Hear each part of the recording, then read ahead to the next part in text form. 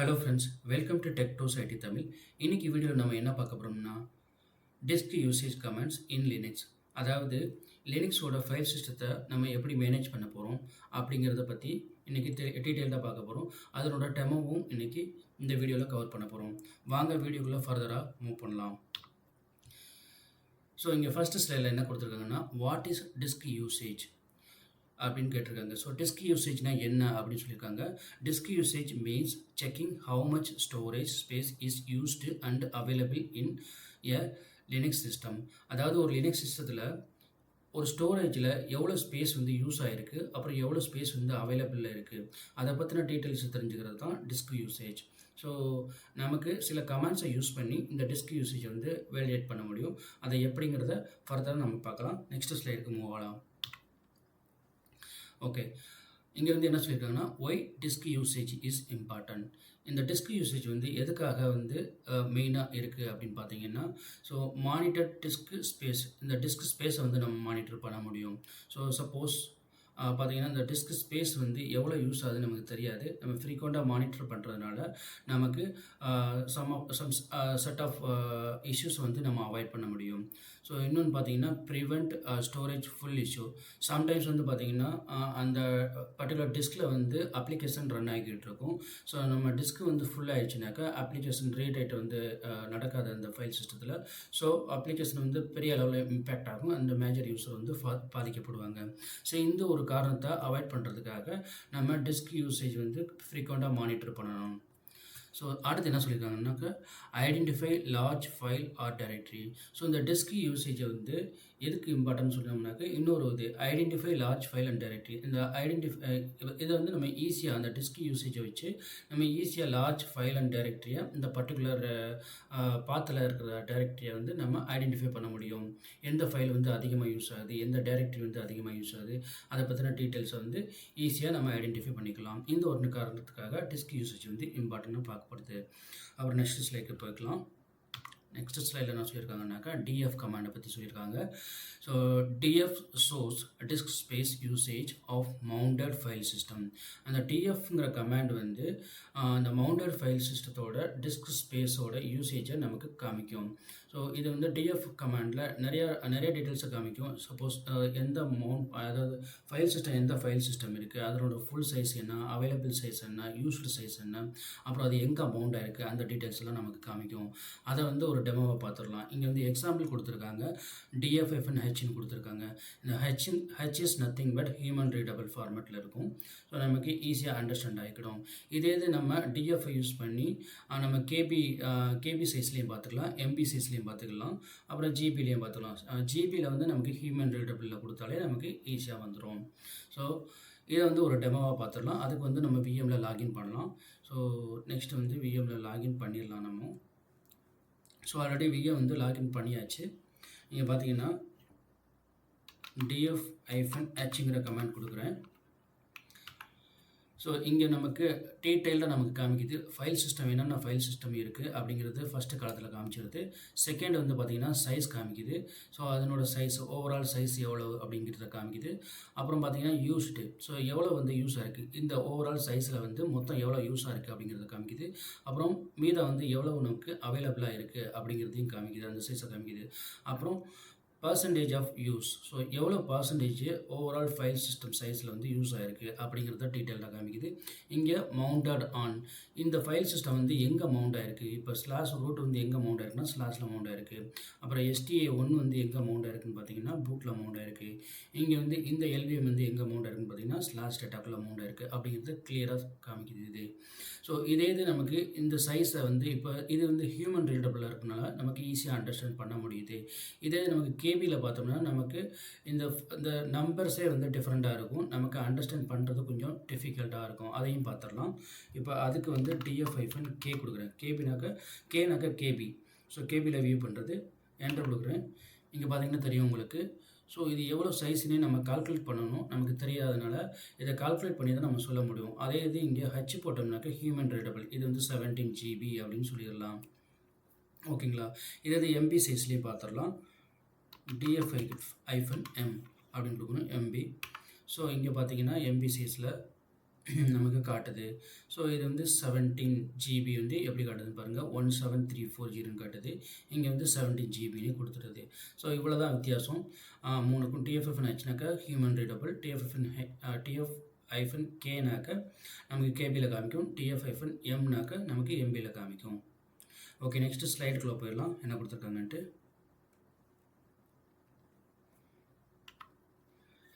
Okay, useful DF option கொடுத்துருக்காங்க. இங்கே பார்த்தீங்கன்னா TF-H ஆல்ரெடி பார்த்தாச்சு நம்ம. ஹியூமன் ரீடபிள் சைஸ் அதை பற்றி காமிக்கிறது தான் TF-H. அப்புறம் டி கொடுத்துருக்காங்க, கேபிட்டல் டி கொடுத்துருக்காங்க. இது ஷோ ஃபைல் சிஸ்டம் டைப். இந்த ஃபைல் சிஸ்டம் என்ன டைப்பில் இருக்குது அப்படிங்கிறத பற்றி ஷோ ஆகிறதுக்கு TF-கேபிட்டல் டி கொடுக்குறாங்க. அப்புறம் TF-ஸ்மால் ஐ கொடுத்துருக்காங்க. இது வந்து ஷோ ஐநோடு யூசேஜ் தெரிஞ்சுக்கிறதுக்கும் இந்த கமாண்டை யூஸ் பண்ணுறது. ஸோ இதையும் நம்ம பார்த்துடலாம் ஒரு டைமாவாக. அதுக்கு நம்ம விஎம்குள்ளே போயிடலாம். ஸோ நம்ம விஎம்குள்ளே வந்தாச்சு. ஸ்க்ரீனை வந்து கிளியர் பண்ணிக்கிறேன், உங்களுக்கு ஈஸியாக அண்டர்ஸ்டாண்ட் ஆகும். ஸ்க்ரீனை கிளியர் பண்ணியாச்சு. இப்போ நம்ம பார்த்தீங்கன்னா ஃபஸ்ட்டு கமெண்ட் வந்து TF-H கொடுத்துருந்தாங்க, நம்ம அதை பார்த்தாச்சு. இருந்தாலும் இன்னொரு நான் டைப் பண்ணுறேன். இதில் வந்து உங்களுக்கு எல்லா டீட்டெயில்ஸும் காமிக்குது. இன்னொன்று பார்த்தீங்கன்னா TF-கேபிட்டல் டி கொடுத்துருந்தாங்க, TF-கேபிட்டல் டி அப்படின்னு கொடுத்துருக்காங்க. இதை என்ட்ரு பண்ணோம்னாக்க நம்ம இங்கே பாருங்கள், நமக்கு இது ஹியூமன் ரீடபிள் இல்லை. ஸோ நம்ம ஹியூமன் ரீடபிளையும் இதையும் மாற்றிக்கலாம். அதுக்கு வந்து TF-HTன்னு கொடுத்துட்றேன், ஸ்மால் ஹெச் கேபிட்டல் டின்னு கொடுத்துட்றேன். இதை நம்ம என்ட்ரு பண்ண பாருங்கள், நமக்கு டைப்பும் சேர்ந்து வந்துடுது. இங்கே ஒரு காலம் ஆட் ஆகிருக்கு. இங்கே டைப்புங்கிற காலம் வந்து இதில் இல்லாமல் இருந்துச்சு மொதல் அவுட்புட்டில். இங்கே வந்து பார்த்திங்கன்னா டி கொடுத்தோம்னாக்கா டைப்பும் சேர்ந்து ஆட் ஆகிடுது நமக்கு. என்னென்ன ஃபைல் சிஸ்டம், இது வந்து XFS ஃபைல் சிஸ்டம், இது வந்து ext4 ஃபைல் சிஸ்டம் அப்படின்னு நமக்கு தெளிவாக காட்டுது. ஓகேங்களா, இதுதான் வந்து TF-HT அப்புறம் ஹெச்சுக்கும் உண்டான டிஃப்ரென்ஸு. அப்புறம் TF-Iங்கிற ஒரு கமெண்ட் கொடுத்துருந்தாங்க, அதுவும் பார்த்துடலாம். இது வந்து பார்த்திங்கன்னா ஐனோட டீட்டெயில்ஸை வந்து காமிக்கிறதுக்காக நமக்கு கொடுத்துருக்காங்க. ஸோ இங்கே வந்து ஐ யூஸ்ன்னு இருக்குது. ஓகேங்களா, ஐனோட டீட்டெயில்ஸ் நம்ம காமிக்குது. இது நமக்கு இதையும் ஹியூமன் ரீடபிளை வந்து காமிக்கிறதுக்கு TF-H-ஐன்னு கொடுத்துடலாம். ஸோ இங்கே வந்து ஐநோட் டீட்டெயில்ஸ்லாம் கொடுக்குது. இந்த ஃபைல் சிஸ்டத்துக்கு எவ்வளோ ஐநோடு பார்த்திங்கன்னா 8 MB. ஸோ ஒவ்வொரு இதுக்கும் ஒவ்வொரு ஐநோடு டீட்டெயில்ஸை காமிக்குது இதுக்கு நமக்கு. ஸோ இதுதான் வந்து TF-H, TF-HT, TF-HI இந்த மூணுக்கு உண்டு டிஃப்ரெண்ட்டு. ஸோ நெக்ஸ்ட்டு வந்து ஸ்லைடுக்குள்ளே போயிடலாம்.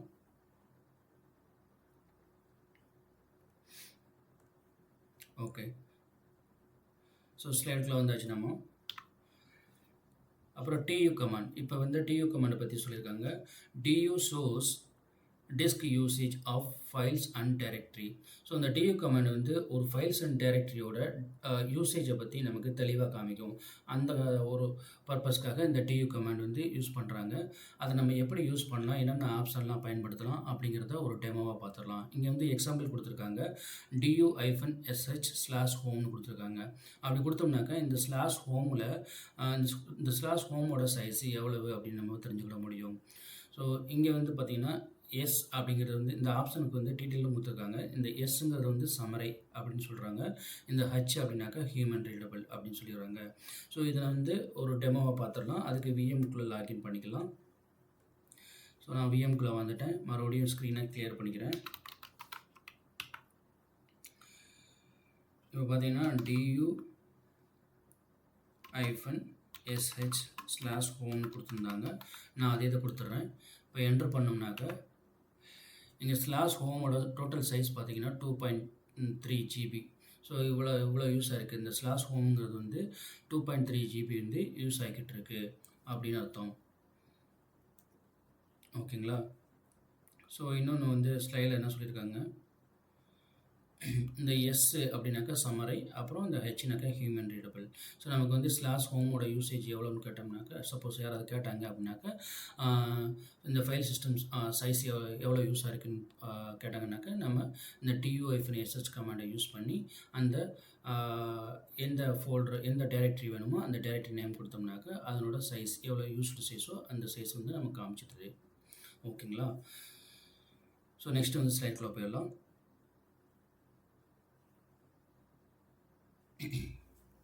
ஸோ நெக்ஸ்ட் ஸ்லைடில் வந்தாச்சு. இங்கே யூஸ்ஃபுல் DU கமாண்ட்ஸ் கொடுத்துருக்காங்க. இங்கே வந்து பார்த்தீங்கன்னா DU-sh* கொடுத்துருக்காங்க. Size of directories. இது வந்து அந்த ஒரு டைரக்டரிக்குள்ள எல்லா ஃபைலோட சைஸையும் தெரிஞ்சுக்கிறதுக்காக இந்த TUIFNSS ஸ்டார் கொடுக்குறாங்க. ஸ்டார்னாக்கா அந்த டைரக்டரியில் என்ன ஃபைல் இருக்கோ அந்த டைரக்டரிக்குள்ளே மறுபடியும் இன்னொரு டைரக்டரி இருக்கலாம், அதனோட சைஸ் எல்லாமே தெரிஞ்சுக்கிறதுக்காக அந்த ஸ்டாருங்கிற ஆப்ஷனை யூஸ் பண்ணுறோம் நம்ம. இன்னொன்று இன்டெப்த்தாக பார்க்கணும், நம்ம டைரக்டரியை வந்து இன்டெப்த்தாக பார்க்கணும். இப்போ நமக்கு ஒரு ஃபோல்டர் இருக்குது, நமக்கு ஒரு டைரக்டரி இருக்குது, அந்த டைரக்டரிக்குள்ளே என்னென்னலாம் சப் டைரக்டரி யூஸ் ஆகிட்டு இருக்குது, அந்த சப் டைரக்டரியோட சைஸ் எவ்வளோ யூஸ் ஆகிட்டு இருக்குது அப்படிங்கிறத பார்க்குறதுக்கு இன்டெப்த்தாக பார்க்குறதுக்கு நம்ம DU-H-max-depth ஈக்குவல் டு 1 அப்படின்னு கொடுத்தோம்னாக்க அது வந்து ஃபுல் டீட்டெயில்டாக அதனோட சப் டைரக்டரி எவ்வளோ சைஸில் யூஸ் ஆகிட்டு இருக்குது எல்லாமே டீட்டெயில்டாக காமிக்கும் நமக்கு. இதையே நம்ம ஒரு டெமோவை பார்த்துடலாம். அப்புறம் இன்னொன்று பார்த்தீங்கன்னா TU-SH/var. So check/var directory size. So போன தடவை வந்து /home டைரக்டரியோட சைஸை பார்த்துருந்தோம். இப்போ வந்து அதே இது வந்து /varோட சைஸை நமக்கு பார்க்குறதுக்காக கொடுத்துருக்காங்க. ஸோ நம்ம இதையும் தெளிவாக வந்து டெமோவாக பார்த்துடலாம். அதுக்கு VMக்குள்ள போயிடலாம்.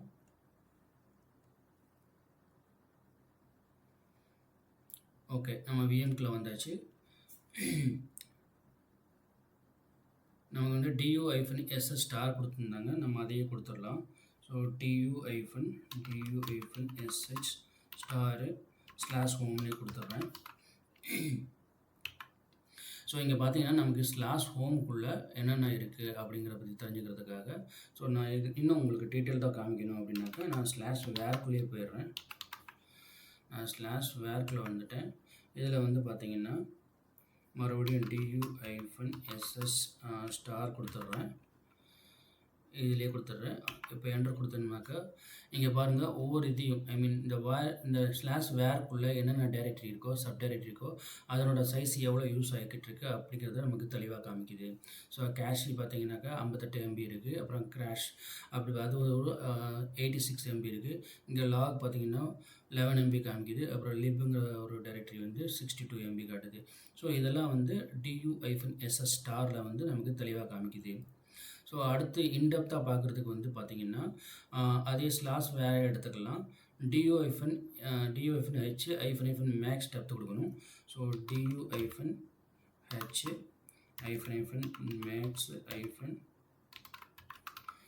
டெப்த் ஈக்குவல் டு 1 கொடுத்துட்றோம். ஸோ இந்த கமாண்டை கொடுத்தோம்னாக்கா நமக்கு அந்த சப் ஃபோல்டர் அந்த ஃபோல்டருக்குள்ளே சப் ஃபோல்டர் என்னென்ன யூஸ் ஆகிட்டு இருக்கோ அதனோட சைஸையும் சேர்ந்து காமிக்கும் நமக்கு இன்டெப்த்தாக.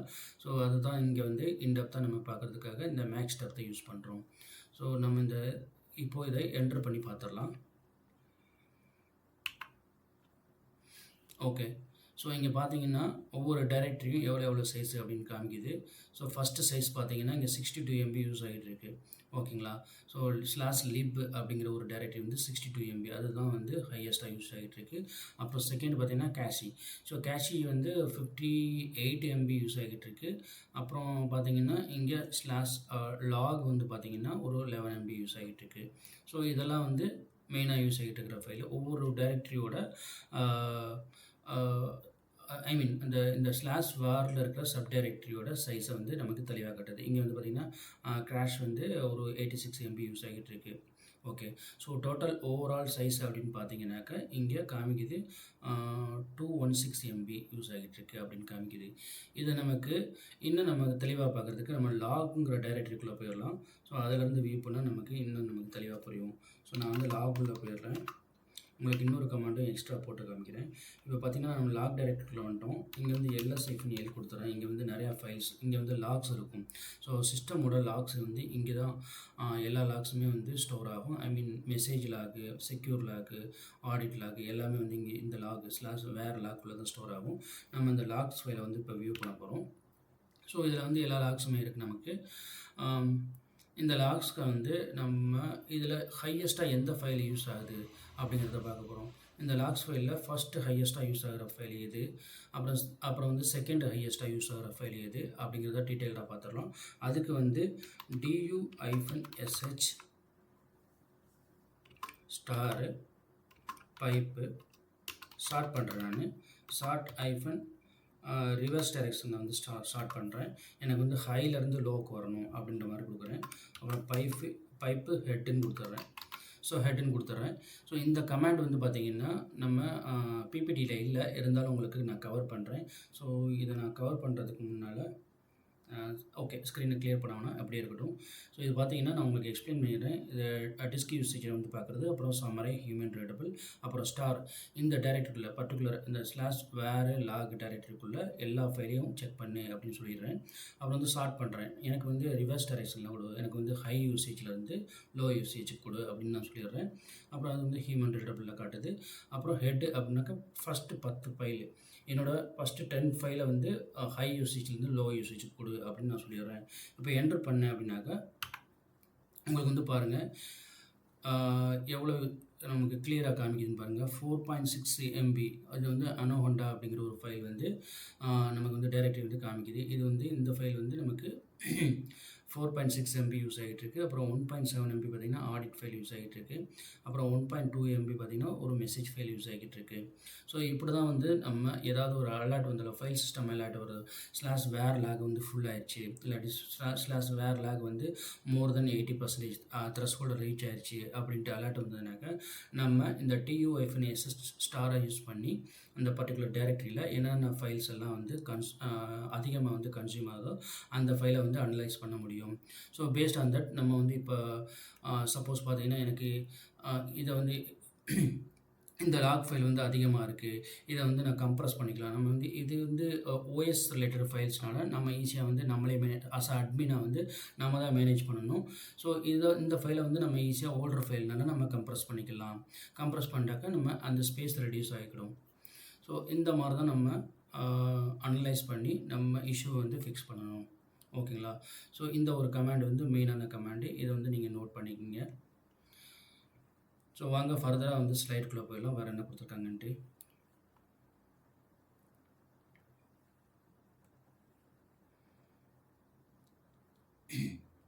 ஓகே, ஸ்லைடுக்குள்ளே வந்து பார்த்தோம்னாக்கா இங்கே TUFNSS -max டப்த்தும் பார்த்தாச்சு. அப்புறம் TUFNSS/varக்குள்ளே போயிட்டு நம்ம ஒரு அடிஷ்னல் கமாண்டை ரன் பண்ணியும் பார்த்தாச்சு. ஓகே, நெக்ஸ்ட் ஸ்லைடில் என்ன கொடுத்துருக்காங்கன்னு பார்த்துடலாம். ஸோ இங்கே அதே தான் கொடுத்துருக்காங்க. டெமோ கமாண்ட்ஸ்லாம் கொடுத்துருக்காங்க.